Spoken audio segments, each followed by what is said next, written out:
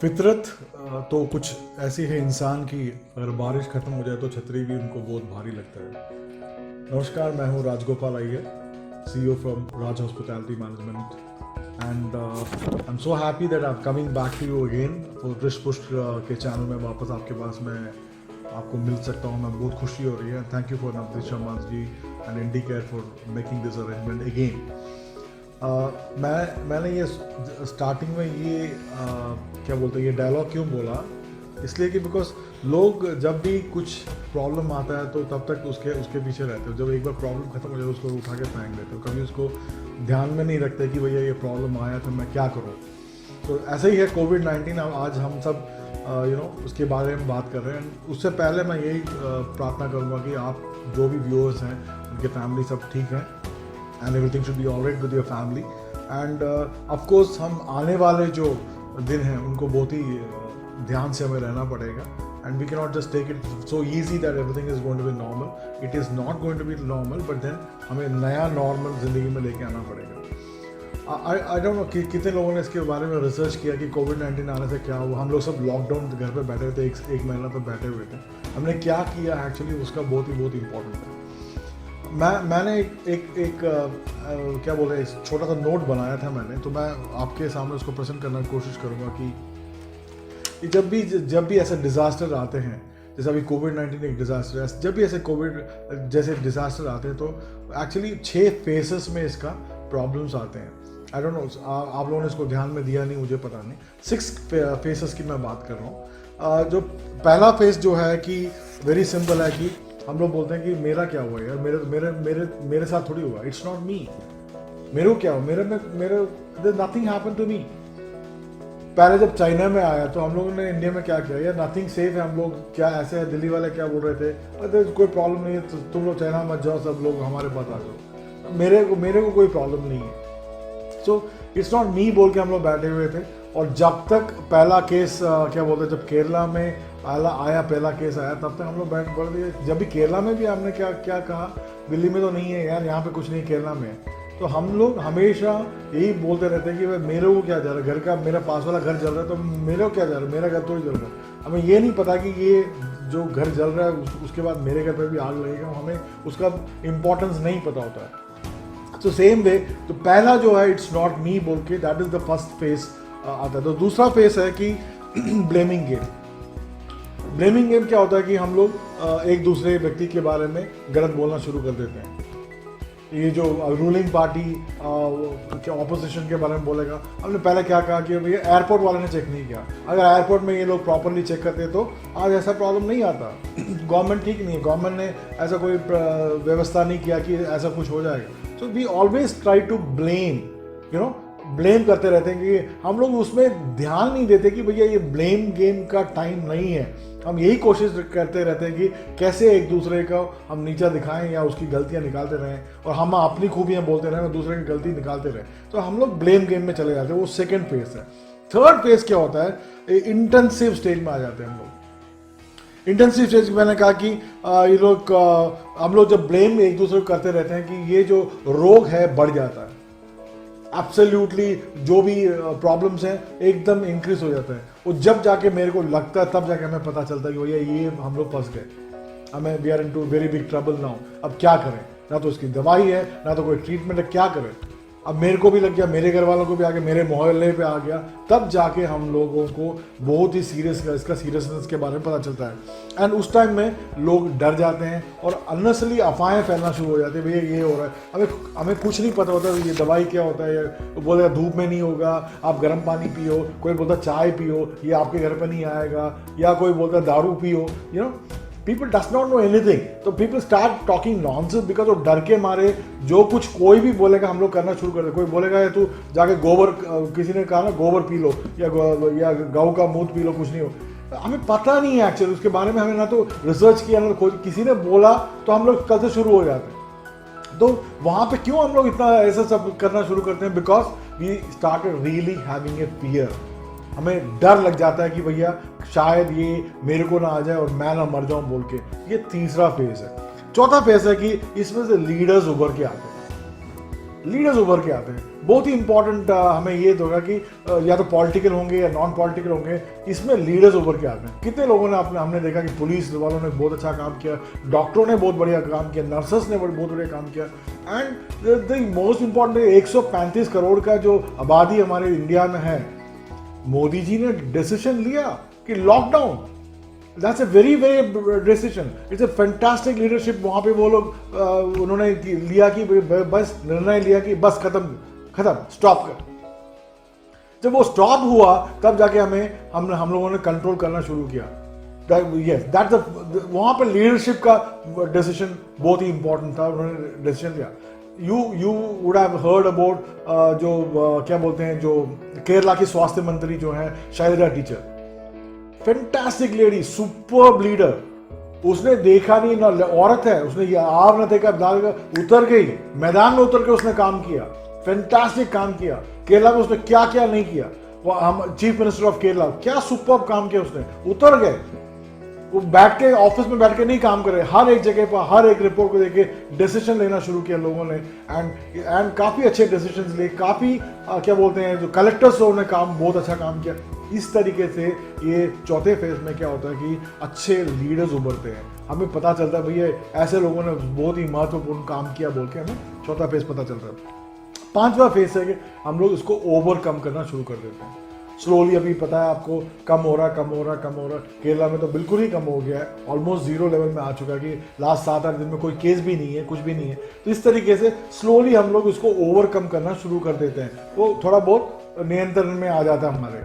अभी तो बोल रहे हैं कि थोड़ा और मई में 29 में सब बहुत ऊपर जाके वापस आएगा, but end of the day कहीं ना कहीं वो कंट्रोल होके आएगा, वो डेफिनेटली थोड़ा कम आएगा। एंड दैट इज, उसको हम लोग 5वां स्टेज बोलते हैं। अब छठा स्टेज जो लास्ट स्टेज है, इसको बोलते हैं हम लोग या ब्लेमिंग या लर्निंग। तुम ब्लेम करोगे या सीखोगे? मुसलमान हिंदू को बोलेगा, हिंदू मुसलमान को बोलेगा, बीजेपी कांग्रेस को बोलेगा, कांग्रेस बीजेपी को बोलेगा। हम इसके बारे में बोलना शुरू कर देंगे, हम उसके बारे में बोलना शुरू। हम लोग या तो ये सब खत्म होने के बाद ये नहीं आना चाहिए था, हम तो ऐसा हुआ, इसी कारण हुआ, उसने ध्यान नहीं दिया, हम लोग या तो ब्लेम करते रहें, या तो इसमें फंडा निकालेंगे, भाई इलेक्शन कैसे जीतूं, मैं फंडा निकालूं, झूठ बोलता रहूं, मैं किसी थोड़ा बहुत नमक मिर्ची डाल के बता दूं, कुछ भी बता दूं, या तो हम लोग बैठ के निर्णय लें कि भैया ऐसा हुआ है, ऐसा प्रॉब्लम हुआ है, इस प्रॉब्लम से हम लोग कैसे बाहर आ जाएं, how we can take a decision together that future में ऐसा प्रॉब्लम ना आए। क्यों ऐसा प्रॉब्लम आना चाहिए? There should not be any more problem coming in. अगर हम लोग बैठ के हम लोग सोचते हैं कि भैया देश इंपॉर्टेंट है, लोग इंपॉर्टेंट हैं, यहाँ पे आपका मेरा क्या बोलते पॉलिटिकल रीजंस नहीं होना चाहिए। जब इंपॉर्टेंट है बोल के हमें डिसीजन लेते हैं तो हमें बैठ के बोलना चाहिए, निर्णय लेना चाहिए कि भाई हाँ this is right, this is wrong. इसको एक स्ट्रैटेजी बनाओ कि अगली बार कोई भी डिजास्टर, कोई भी ऐसे दुरंत आता है तो हम लोग उसमें कैसे बाहर निकलें, उसका एक फेज बनाओ, केस स्टडी बनाओ, आने वाले जनरेशन को पता चले भैया ऐसा कुछ हुआ था। मेरे तो कम से कम last 54 years I am not gone through such situation at all, but आज मैं इतना परफेक्ट हो चुका हूं कि कल ऐसा कोई डिजास्टर है तो मैं क्या करूं। मैं भी एक जगह पे फंसा हुआ हूं, खाने के लिए लिमिटेड है। हम लोगों को क्या सीखा कि मेरे पास जेट एयरवेज है यार, मेरे पास क्या बोलते खुद का जेट है, तो क्या हुआ यार, तू तो घर पे बैठा है ना, तू अपना फ्लाइट निकाल सकता, नहीं निकाल सकता ना, आज चला नहीं सकता ना, तो तेरे पास मर्सिडीज का गाड़ी है तो मैं क्या करूंगा, तो कुछ कर सकता, मर्सिडीज को चला सकता, नहीं चला सकता। सो ये एक सिंप्लिसिटी का मैसेज हमें मिलता है।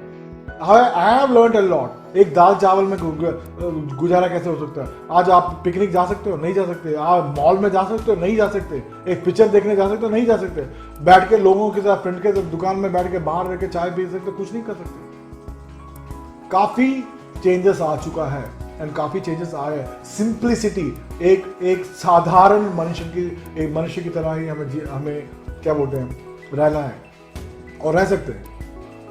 ये प्रूव हुआ है, 100% प्रूव हो चुका है। तो हम इसके बाद क्या करने वाले हैं? ये खत्म हो चुका है, इसके बाद हम लोग दोबारा उसी तरीके से जीने वाले हैं या हम में कुछ चेंजेस लेके आया है और मेरे लाइफ का डिसिप्लिन कुछ हुआ है, या मैं वही दोबारा बाहर थूकूंगा, या मैं पान खा के उठा के बैठ दूंगा, सिगरेट पी के।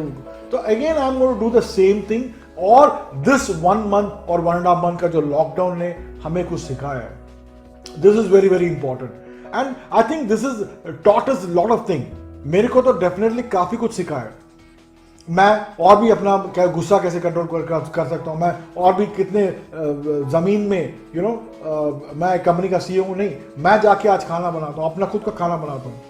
मेरे साथ जो रहते हैं 3-4 जने, उनके लिए भी मैं ही खाना बनाता हूँ।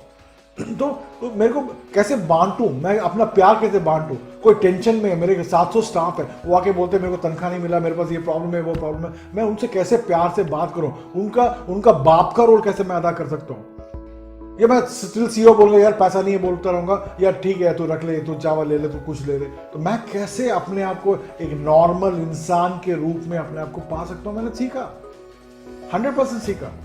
तो शायद हम लोग ये बंगले गाड़ी में, जो हम लोग एसी गाड़ी में से घूमते हैं, हमें पता नहीं होता कि एक्चुअल जो सिचुएशन लोगों में क्या है। जो मेरा वर्कर है, जो मेरा स्टीवर्ड है या वेटर है, जो मेरे कंपनी में काम करता है, हाउस कीपिंग का स्टाफ जो काम करता है, जो 10-12 हज़ार का सैलरी लेता है, उसके घर में क्या क्या प्रॉब्लम है। उसका घर में अगर उसको लेस चिप्स की जरूरत नहीं है, उसको 1 किलो चावल की जरूरत है, 1 किलो आटे की जरूरत है, उसको एक चॉकलेट्स या उसको कोई भी हम लोग एक फ्रूट बास्केट देंगे तो उसको उसमें खुशी नहीं है। उसके घर के लिए 1 हफ्ते का तो चावल और दही खरीद दे दे या चावल और दाल खरीद दे दे, बहुत खुश है, is very happy, very very happy. तो ठीक है, कुछ लॉकडाउन में क्या हुआ, लोगों ने अपना वीडियो बनाना शुरू किया, जो गाने में माहिर है, या कोई तो बहुत अच्छा डेली रेसिपी बना रहा है, खाना बना रहा है, तो कितना दिन करेगा। आज जलेबी खाएगा तो लड्डू खाएगा, कितना दिन कर सकता है, 1 या 2 दिन के लिए। So after that you cannot do that. It is a totally different subject. आपको समझ में आना चाहिए कि इस टाइम में, इस मौके में मैं अपने आप को पहचानने की कोशिश करूं। मेरा व्यक्तित्व क्या है, मैं क्या हूं एक्चुअली, जो इंसान भगवान ने मुझे बनाया, कुछ करने के लिए बनाया, तो मैं क्या कर सकता हूं। And I can totally change my self. तो एक्चुअली कोविड-19 आया गया ऐसा कुछ नहीं है, बट आया, हमें सिखाया, काफी कुछ सिखाया। एंड हमेशा यही याद रखिए, ये 6 फेस में ही इस सिचुएशन को हम लोग एनालिसिस कर सकते हैं, और इसके ज़्यादा कुछ भी नहीं। 6 faces I have understood that where do I stand, मैं कहाँ पे हूँ, क्या कहूँ।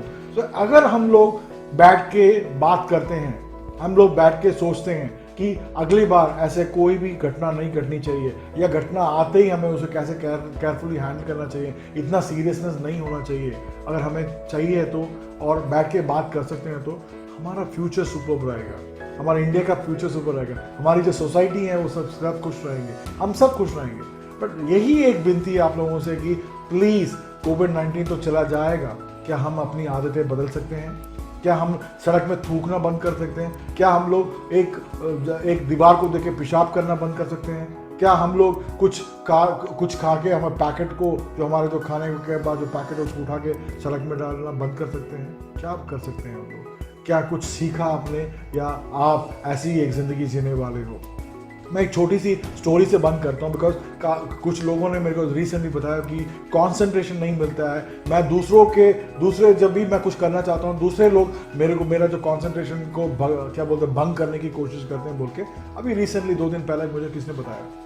तो मैं उसके लिए भी, आपके लिए भी एक स्टोरी, छोटा सा स्टोरी मैं बोल के ये आज का एपिसोड बंद करना चाहूँगा। कि एक लक्ष्मी बोल के एक औरत थी, जो कम से कम 9-10 साल से हर दिन मंदिर जाती थी, हर दिन, ऑलमोस्ट एवरी डे, एक्सेप्ट जो 4-5 दिन नहीं जाते, वो औरतें नहीं जाती, उसके अलावा हर दिन वो मंदिर जाती थी। सुबह मंदिर के बिना वो काम नहीं करती थी, और सुबह नहीं गई थी तो शाम को चली जाती थी। 9 साल से मंदिर जा रही थी। अचानक एक दिन उसने जाके पुजारी को बोला कि मैं कल से मंदिर में नहीं आने वाली। पुजारी ने बोला क्यों, क्या हो गया? कहते आजकल जो मंदिर जैसा नहीं रहा। आप देखिए वहाँ पे लोग बैठ के बिजनेस की बातें कर रहे हैं, उसके घाटे की बात कर रहा है, कुछ करने की बात कर रहे हैं। यहाँ पे एक लड़का और लड़की बैठ के अपने प्यार के बारे में बात कर रहे हैं, लव कर रहे हैं, यहाँ पे बैठ के मंदिर में लव कर रहे हैं। वो देखिए वो फैमिली बैठ के अपने लड़के के फेल होने के बारे में बात करके वो लोग झगड़ा कर रहे हैं।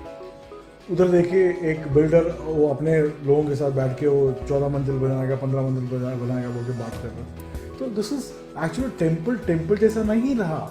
तो मैं एक्चुअली भगवान के साथ जाके कुछ भी, मैं आंख बंद करके कुछ प्रार्थना करना चाहती हूँ, मैं कॉन्सेंट्रेट नहीं कर पा रही हूँ, तो मुझे मज़ा नहीं आ रहा है। बिकॉज लाइक पहले जैसा नहीं है कुछ भी, माहौल, मंदिर का माहौल पहले जैसा नहीं है। मुझे बहुत दुख हो रहा है कि मैं एक शांति से बैठ के मैं अपना प्रार्थना नहीं कर पा रहा, मैं कल से नहीं आना चाहती। तो पंडित जी ने कहा तो लक्ष्मी जी आप ऐसा कीजिए, अगर आपको लगता है कि आपका प्यार और आपकी जो श्रद्धा है भगवान के लिए सच्ची है, तो आप ऐसा कीजिए, मैं आपको एक गिलास भरा हुआ गिलास देता हूँ, फुल पानी के एकदम ऊपर तक भरा हुआ, आप एक मंदिर का 3 चक्कर लगा के आइएगा, ये पानी का एक भी उसमें से बूंद नीचे नहीं गिरना चाहिए। अगर आप ऐसा करती हैं तो मुझे विश्वास हो जाएगा कि आप डेफिनेटली बहुत प्यार करती हैं और मे भी आपकी श्रद्धा जो भगवान के प्रतीक है बहुत ही अच्छा है। तो लक्ष्मी जी ने कहा इसमें क्या बड़ी बात है, मैं तो करती हूँ। तो लक्ष्मी जी ने वो पानी, जो ग्लास भरा हुआ पानी लेके 3 चक्कर लगा के आ जाती है, 3 प्रदक्षिण लगा लेती है, और जब आते देखते हो एक भी बूंद पानी नहीं गिरता है। तो पंडित जी ने उसको पूछा कि लक्ष्मी जी ये ऐसा कैसा हुआ, आपने इसको नहीं देखा क्या, जो बात कर रहा है उसको नहीं देखा आपने, वो जो लड़के प्यार कर रहे हैं उनको नहीं देखा क्या आपने, वो जो फैमिली जो लड़ाई कर रहे हैं उनको नहीं देखा क्या, आपने कुछ भी नहीं देखा। उसने कहा कि मैं तो बिल्कुल अपने ग्लास में कॉन्सेंट्रेट कर रही थी कि ये पानी का बूंद नीचे ना गिरे, इसलिए मैंने उन लोगों को देखा नहीं और मैंने उनके ऊपर एक्चुअली ध्यान ही नहीं दिया। तो पंडित जी ने कहा यही है, अगर आप और भगवान के बीच में जो बात करना है या आपको भगवान के बीच में जो प्रार्थना है, तो दूसरे लोग वहाँ से कहाँ से आए, आप उसमें फोकस कीजिए ना। कोई भी काम हम लोग जब फोकस करके करते हैं तो हमें कोई भी बीच में से, कोई साइड में से कोई भी आके हमें तंग करे, हमें एक्चुअली तंग नहीं कर सकता और हमारे बीच में एक क्या बोलते हैं एक दरार नहीं आ सकती है। तो it is all about you, if you are going to be focused on something, जो भी आप काम लेते हो, if you are focused on that, no disturbance can disturb you actually. So this is what I want to say, and thank you very much for watching Rishpu's channel, and all the best to you. Sat Sri Akal. Bye bye.